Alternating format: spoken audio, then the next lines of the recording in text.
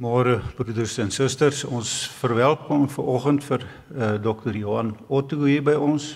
Baie welkom dokter, en ons hoor graag na u boodskap vanmôre.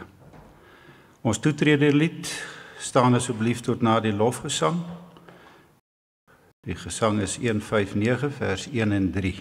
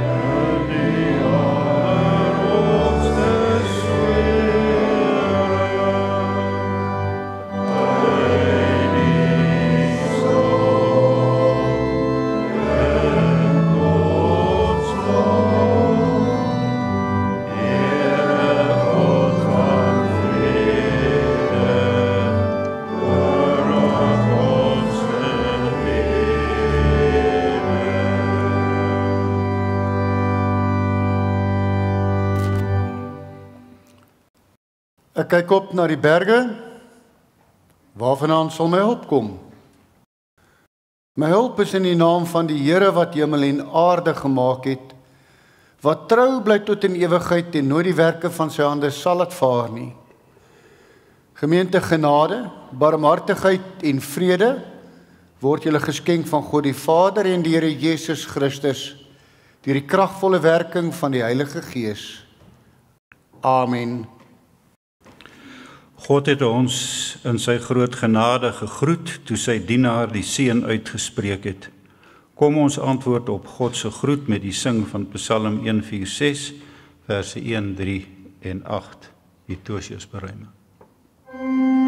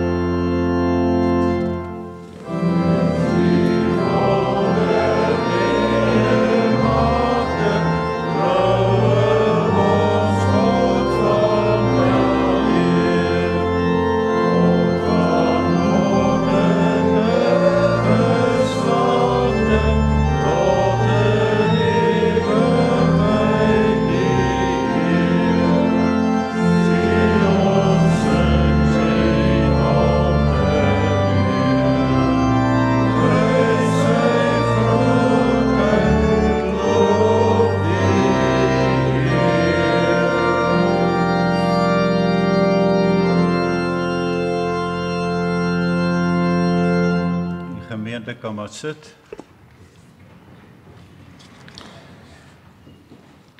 Broers en susters, ons is hier om saam te kom aansit aan die tafel van die Here. Ons moet besef dat dit deur God se genade is dat ons wel hier is. Die woord van God sê, ons het ons lewe in kwaadwilligheid en jaloesie deurgebring. Ons was haatlik en het mekaar gehaat. God se wet eis liefde van ons. Hoor hoe som Jesus die wet vir ons op in Matteus 22 verse 35 tot 40. En toe die Fariseërs hoor dat hy die Sadduseërs die mond gestop het, het hulle almal saam vergader. En een van hulle, 'n wetgeleerde, het 'n vraag gestel en hom versoek en gesê: "Meester, wat is die groot gebod in die wet?" En Jesus antwoord hom: "Jy moet die Here jou God lief hê met jou hele hart, met jou hele siel en met jou hele verstand. Dit is die eerste en groot gebod. En die tweede wat hiermee gelyk staan, jy moet jou naaste lief hê soos jouself. Aan hierdie twee gebooie hang die hele wet en die profete." Hierdie samevatting van die wet roep ons op daartoe om ons eie lewens te meet aan die wet van die Here. As ons eerlik is, sal ons besef dat ons in ons optrede teenoor God en teenoor mekaar skuldig is. Laat ons daarom ons skuld bely. Kom ons sing Gesang 232 vers 1, waarna u kan bly staan vir die geloofsbelijdenis.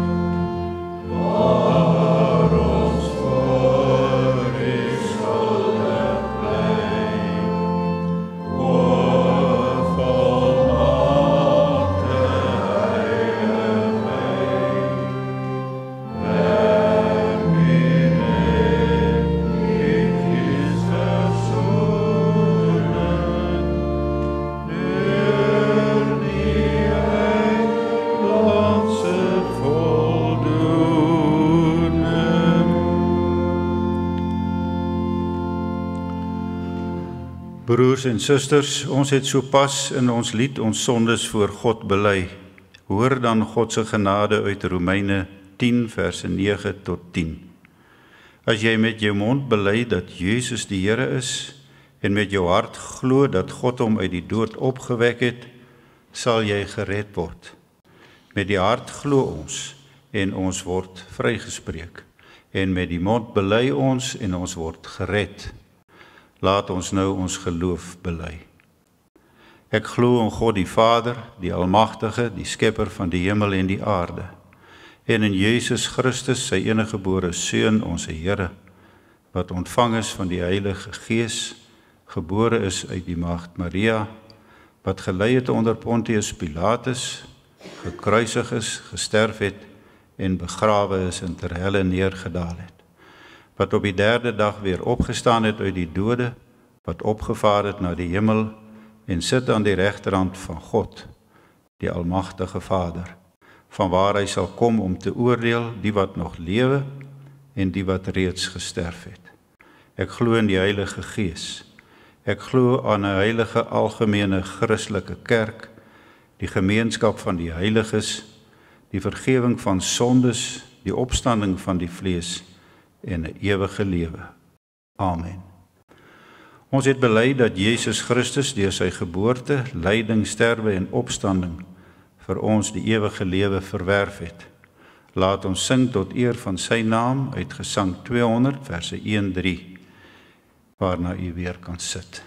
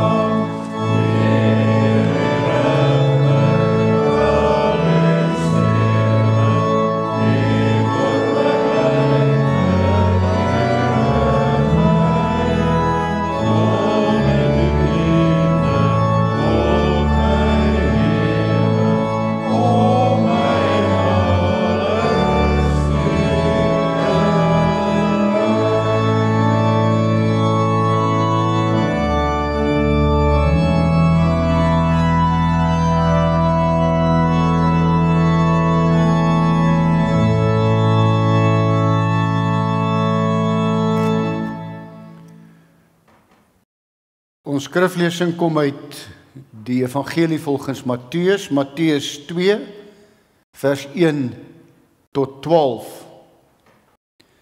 Matteus 2 vers 1 tot 12. Jesus is in Bethlehem in Judea gebore tydens die regering van koning Herodes. Na Jesus se geboorte het daar sterrekykers uit die ooste in Jerusalem aangekom en gevra: "Waar is hy wat as koning van die Jode gebore is? Ons het sy ster sien opkom en ons het gekom om aan hom hulde te bewys." Toe koning Herodes hiervan hoor, was hy en die hele Jerusalem saam met hom ewig ontsteld. Hy het toe die priesterhoofde en die skrifgeleerdes van die volk bymekaar geroep en hulle uitgevra oor waar die Christus gebore sou word.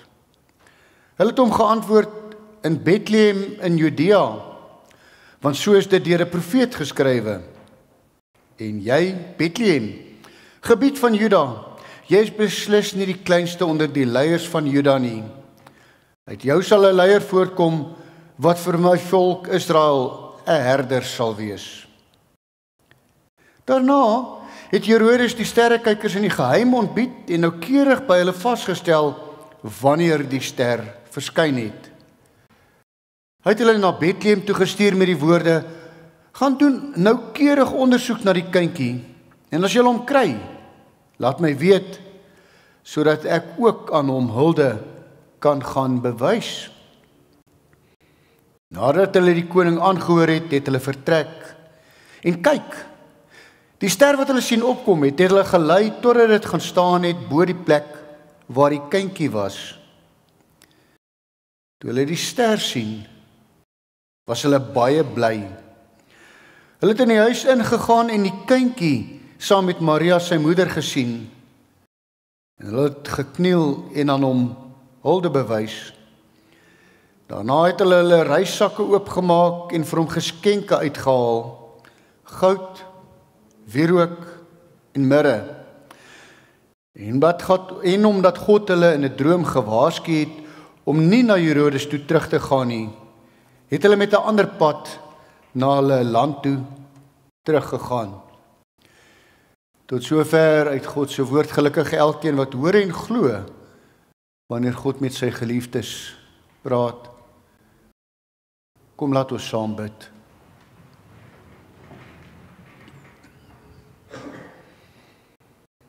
Ons dank U, Here,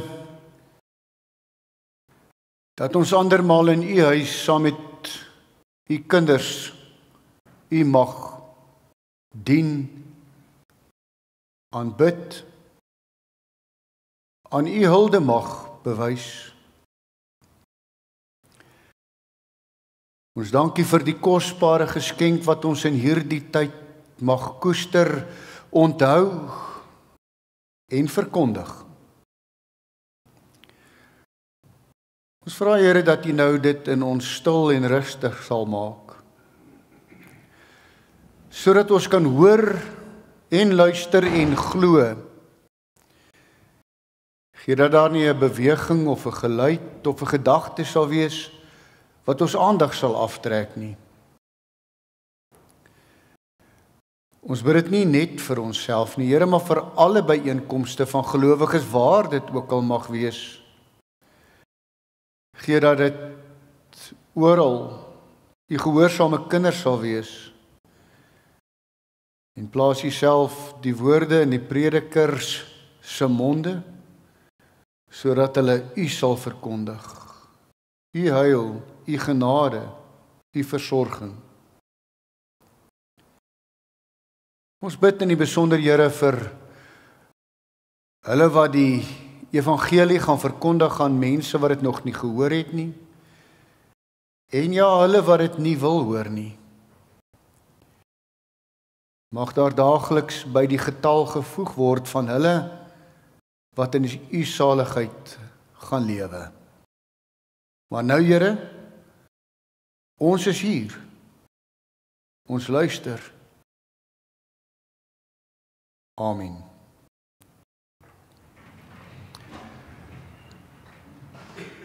Ons sing gesang 354 vers 1 en 4. O Christus ons verlange, U het ons heil gebring. Vers 1 en 4.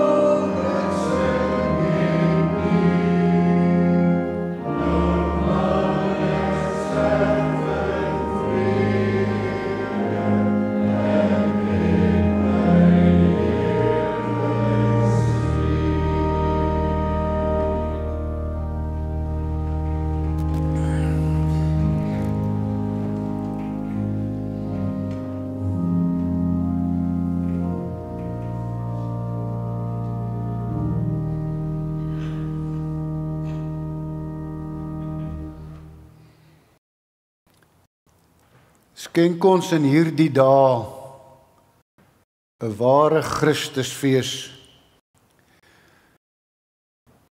Broers en susters, die sing van Kersfeesliedjies is nog vars in ons gedagtes. En by die meeste plekke is die Kersversierings nog daar. En eintlik is dit 'n baie goeie ding. Want al is Kersfees daar die 4 weke voor Kersfees, die Adventstyd, is daar in die kerklike tradisie deur die eeue 'n volgende fees wat op 6 Januarie gevier word, wat eintlik ook deel is van hierdie hele Kersfees siklus. Dit word genoem die Epifanie, die duidelik word van dit op 'n ander vlak. 'n Epifanie is ietsie wat 'n verheldering van gedagtes van groot proporsies is. En soos die Epifanie die bekendmaking, die helder maak van 'n gedagte wat nie net in Israel relevant is nie. Hierdie Epifanie vind sy ego wanneer die Heilige Gees oor die apostels uitgestort word en hulle aan almal in alle tale die evangelie begin verkondig. Maar hier word dit die eerste keer gedoen. En is alles deel van hierdie siklus van vertelling rondom Jesus, voor die sogenaamde stiljare wat ons niks van weet, tot en met sy bar mitzwa en daarna eintlik eers wanneer hy by Johannes die Doper gedoop word. Maar in hierdie vertelling in Matteus is daar 'n paar sake wat dit baie duidelik maak dat hierdie Epifanie van groot belang is. En om hierdie storie regtig te kan verstaan, moet ons Eers net gou dit wat in die populêre kultuurleef gaan stilmaak. Want sien daar waar daar die Kerstoneel is met die bok, en die os, en die donkie, en die krib, en die skape, en die herders, en die engele, is daar ook die 3 wyse manne. By daardie selfde geleentheid. En kom ons sê net, kyk jy na hierdie gedeelte, is dit baie duidelik, dat dit nie so kan wees nie. Die 3 wyse manne hoort nie by daardie toneeltjie nie. Boonbehalwe die feit, dat hulle nie 3 was nie. Daar kon 3 wees, maar daar's groot twyfel daaroor. En as ons nou dit gesê het, kom ons gaan plaas nou die wyse manne daar waar hulle hoort.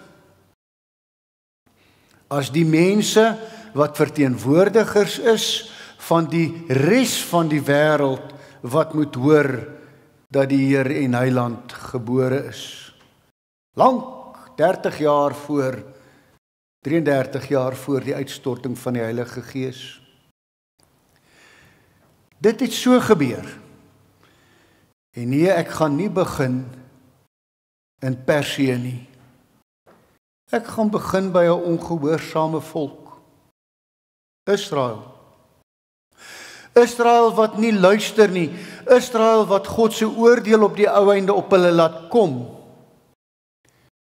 En Israel wat dan in ballingskap weggevoer word na Babylonië, Persië.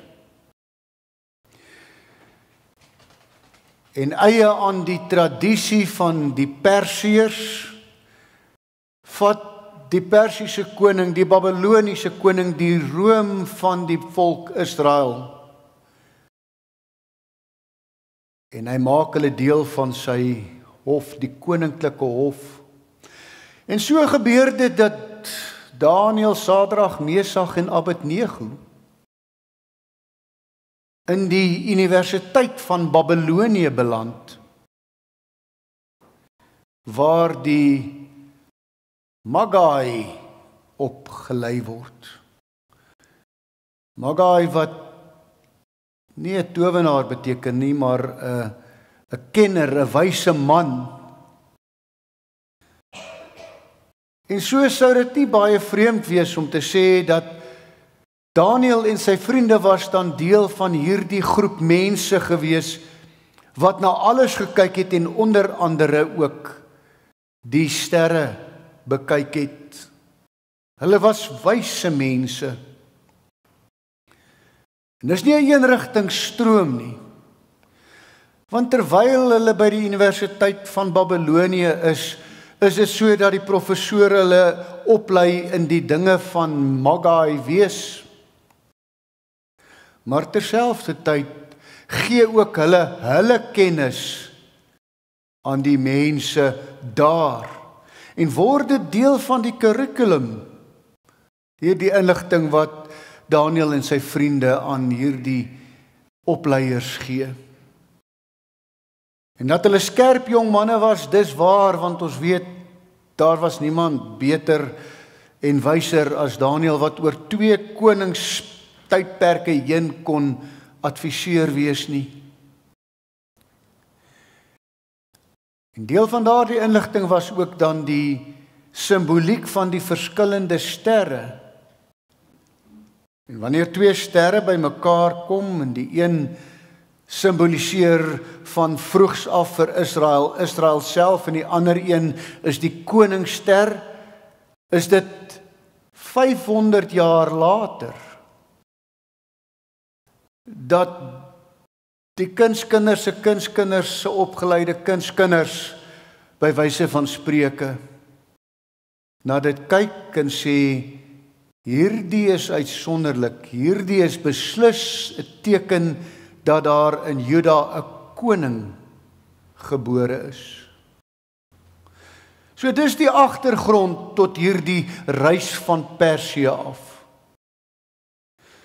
En nou moet ons weet, dit was nie maar net kom ons begin gou en ons reis soontoe en as dit ver is, dan slaap ons een nag oor nie. Dit was ongeveer 1600 kilometer as jy reguit gereis het. Maar met woestyn en gevare saam, was dit oor 2000 kilometer wat gereis moet word, 3, 4, 5 maande reis. En omdat hulle waardevolle goedheid en vername manne is, het hulle ook slawe en soldate om hulle te bedien en te beskerm. So dit is nie net 'n klein groepie van 3 mense, soos die mooi prentjies daarso, van die 3 manne op hulle kamele met krone nie. Dis 'n hele karavaan van mense wat van Persië af na Jerusalem toe reis. Met een doel voor oë. Dis om wanneer die nuwe koning hulde te gaan bewys. 'n Koning wat so belangrik is dat sy geboorte in die sterre aangekondig word. Dan gaan ons na die Psalm toe wat sê, loof hom sterre. Dan hoor ons in daardie Psalm reeds, ja ook die sterre kry die opdrag om die geboorte van die koning aan te kondig. En sonder 'n woord met 'n uitroepteken word daar vir mense gesê, die koning is gebore. En hulle durf hier die gevaarlike reis aan. Natuurlik kom hulle eerste by Jerusalem. En omdat daar skielik hierdie karavaan met 'n klomp vername manne, wyse manne, maghebbers, want kennis is mag, in Jerusalem aankom, is daar 'n beroering. En omdat hulle vername manne is, word hulle na Herodes ontbied. En hoor nou hierdie stuk ironie. Die koning van die Jode, die koning van die heelal, word gebore nie in die paleis waar hulle hom soek nie. Maar hoor die groter ironie, want Herodes is 'n Edomiet. Hy was nie die Israeliete of enigiemand ter wille nie. Hy het sy eie vrou en sy eie kinders laat teregstel.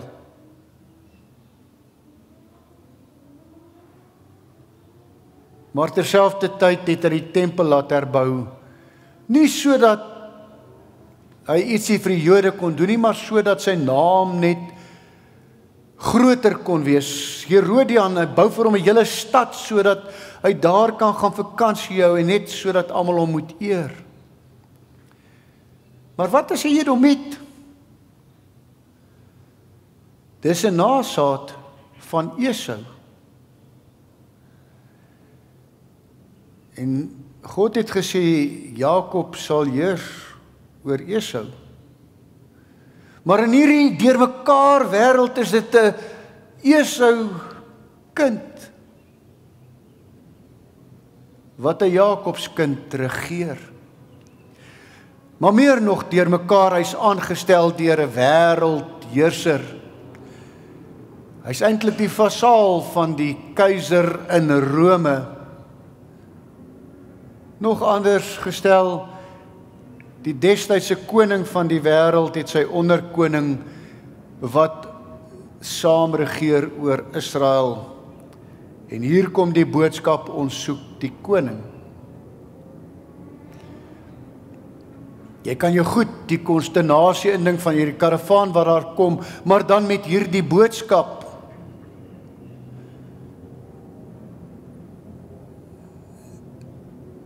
Herodes roep die mense wat moet weet. En dan kom hulle en hulle kan amper onmiddellik vir hom die antwoord gee, want hulle ken die skrifte. Hulle is nie verniet die skrifgeleerdes nie, hulle is eintlik ook die Joodse Magi, wat al hierdie dinge ken en weet. Daarom kan hulle die antwoord gee. Hier kom weer 'n stuk ironie na vore. Bethlehem is so min of meer 10 kilometer suid van Jerusalem. En ons sien geen groot uittog van die Joodse Magi na Bethlehem om hierdie koning te gaan sien nie. Dis die mense wat klaar duisende kilometer gereis het, wat ook hierdie laaste 10 kilometer reis.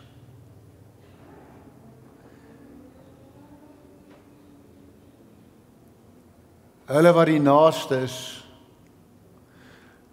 wat dit ook gesien het toe dit gebeur het hulle ore en hulle oë toegedruk en geïgnoreer. Hulle moes Herodes antwoord. En nou reageer hulle niks verder daarop nie. Hulle is net ontsteld. Mens sou kon sê, ja, die Jode was gemaak ontsteld, want hulle het ook dieselfde tekens gesien. Hulle het dieselfde kennis as die Magi gehad.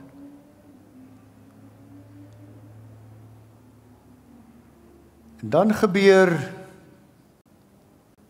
'n wonderwerk.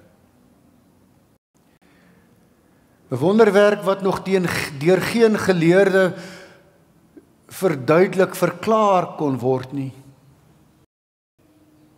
Want sien die sterrekonstellasie het hulle tot by Jerusalem gebring. En dan skielik bring die ster hulle by die huis waar die kind is. Ons weet nie hoe dit gebeur nie en daar is nie 'n logiese verklaring daarvoor nie. Nadat God se woord gekonsulteer is die ster reg om vir die wyse manne te bring tot by die kindjie. Daar by die kindjie. Ons weet nie hoe oud hy is nie. 4 maande, 18 maande. Ons is nie seker nie, maar ons weet wel op grond van die kindermoord dat hy so entjie onder 2 jaar oud was. Want Herodes het al die kinders, en dit was so 30, 40 kinders in daardie omgewing. Die mense wat bevolkingsstatistiek uitwerk sê dit's min of meer soveel. Al daardie kindertjies laat doodmaak. Al die seentjies. Maar terug by hierdie wyse manne wat 'n eerste godswonder ervaar na al daardie kennis wat God se openbaring is, maar hulle het dit net as kennis gesien en nou die skrifgeleerdes vir hulle gesê, dis waar dit is. En nou bring die ster hulle by hierdie kind. En dan bring hulle aan hom eer. Hulle bring aan hom hulde. Daar staan hulle het gekniel en aan hom hulde bewys. Die oorspronklike teks verwys eerder na prostraat, gaan heeltemal plat gaan lê, soos jy aanbid. Want die wonderwerk het vir hulle die waarheid van wie hy eintlik is duidelik gemaak. Dan haal hulle vir hom 3 geskenke uit. Goud, wierook en mirre. En elke een van hulle het 'n simboliese betekenis. Goud omdat dit die koninklike metaal is. Dis die edelmetaal. Jy gee aan hom wat edel en koninklik is, niks anders nie as goud. Nou gee hulle ook aan hom wierook. Wierook omdat hy aanbid moet word in die tempel. Wierook was 'n amper vir gewone mense verbode middel. Dit was 'n baie duur en moeilike proses. Dis net daar in Persië en in die noorde van Afrika wat hierdie wierook gemaak kon word. Hierdie wierook is gebruik by elke altaar waar daar God of 'n afgod aanbid is.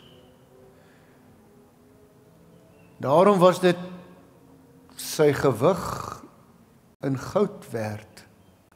Maar dit was die aanbiddingswierook wat aan hom gegee is. 'n Wierook wat op die ou einde ook sal wys na sy offer op Golgotha. En mirre, ook 'n duur materiaal, maar vir iets anders gebruik. Dis waarmee 'n lijk gebalsem is. Dis wanneer iemand doodgemaak is hy met hierdie mirre is die lijk behandel, maar dan ook maar net hulle wat dit kon bekostig. 3 profetiese geskenke. Hoeveel wyse manne daar was is nie belangrik nie, maar die 3 profetiese geskenke is belangrik. En omdat hulle vir God oopgemaak het, omdat hulle deur die wonder van die ster tot by die huis gebring is uiteindelik, omdat hulle hom aanbid het, verskyn God in 'n droom aan hulle, nog 'n wonderwerk.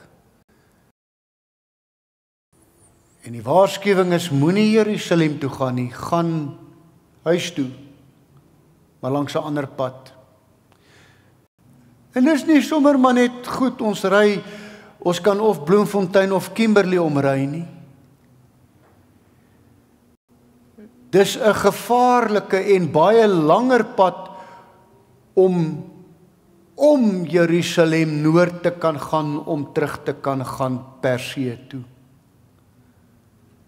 Maar hulle doen dit. Hulle doen dit want hulle het God ontmoet en is nou aan God gehoorsaam, en dit bepaal ook hulle pad vorentoe. Dis die stuk geskiedenis wat met die wonderwerke saam die ruggraat van die Epifanie insluit. Maar broers en susters, so ten slotte kan ons daaruit natuurlik baie gaan haal, en die eerste een daarvan is baie beslis. Jesus se koms was nie maar net vir Israel nie. Dit was nie maar net 'n vir hierdie volk gebeurtenis nie. Sy geboorte is deur die sterre aangekondig, soos die Psalm sê, die sterre moet dit self die lof verkondig. Dis internasionaal, want dis mense van ver af, maar met saadjies wat eeue gelede reeds geplant is. Maar hulle gee erkenning aan die koning van almal. Daarom gee hulle ook geskenke wat duur is. En ons word gevra om goud, wierook en mirre vir die Here te wees. En omdat ons aangeraak word deur hierdie gebeurtenis, word ons geroep tot gehoorsaamheid.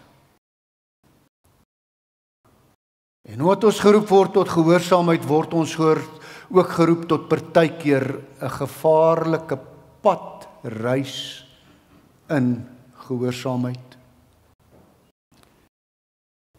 In die begin het julle gehoor, ons is hier om saam te kom aansit aan die tafel van die Here. Dis woorde wat tradisioneel gebruik word om die nagmaal te simboliseer. Maar ons is besig, broers en susters, op 'n lewensreis om te gaan aansit aan die tafel van die Here. Die tafel waarna Jesus verwys wanneer hy na die ewige feesmaal verwys. En net soos ons die Sondag voor nagmaal gebruik om onsself voor te berei vir daardie nagmaalsfees. Moet ons die hele jaar besig wees om onsself voor te berei vir die ewige fees. Dis 'n lang pad. Dis 'n gevaarlike pad. So aan die einde van 'n ou jaar en die begin van 'n nuwe jaar is dit 'n belangrike ding om te hoor en te besef. Ons is op hierdie pad. Ons vir wie die evangelie ook is, beslis is. Ons wat die nuwe kinders van Abraham is. Ook ons moet ons lewe lank voorberei vir daardie feesmaal. Dis 'n jaarlikse tot eie dood of tot wederkoms voorbereiding. Maar net so seker as wat die Sondag na die voorbereiding die nagmaal is, net so seker is hierdie kosmiese koning op pad om sy koninkryk vir ewig te vestig. Kom ons wees gereed daarvoor. Amen. Kom ons bid saam.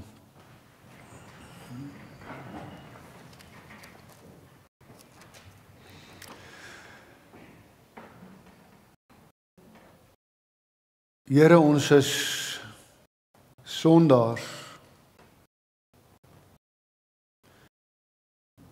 So baie keer weet ons wat die regte ding is om te doen. Weet ons wat die waarheid is.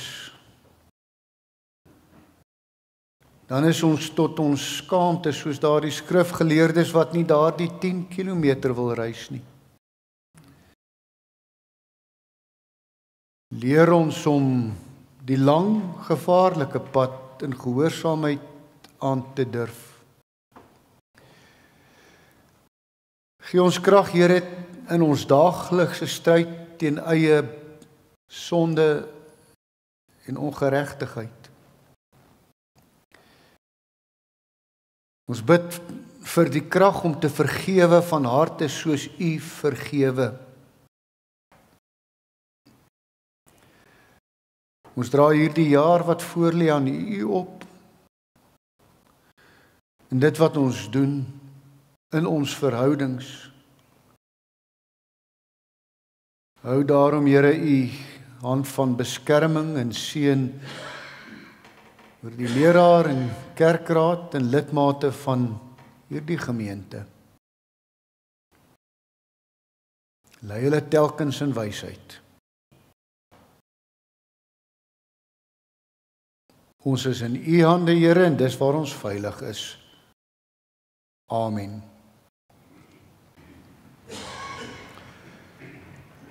Kom ons sing saam gesang 585 vers 1, 2 en 3. O Jesus, laat ons nooit vergeet dat U wat alles van ons weet sal oordeel oor ons hele lewe en dit wat daarop volg.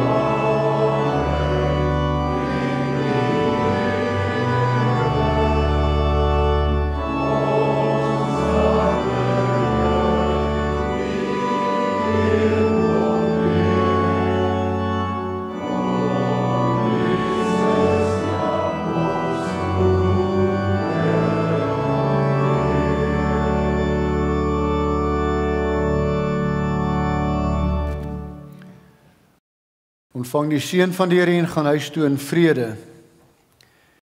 Die Here sal julle seën en julle beskerm. Die Here sal tot julle redding verskyn en julle genadig wees. Die Here sal julle gebede verhoor en aan julle vrede gee. Amen.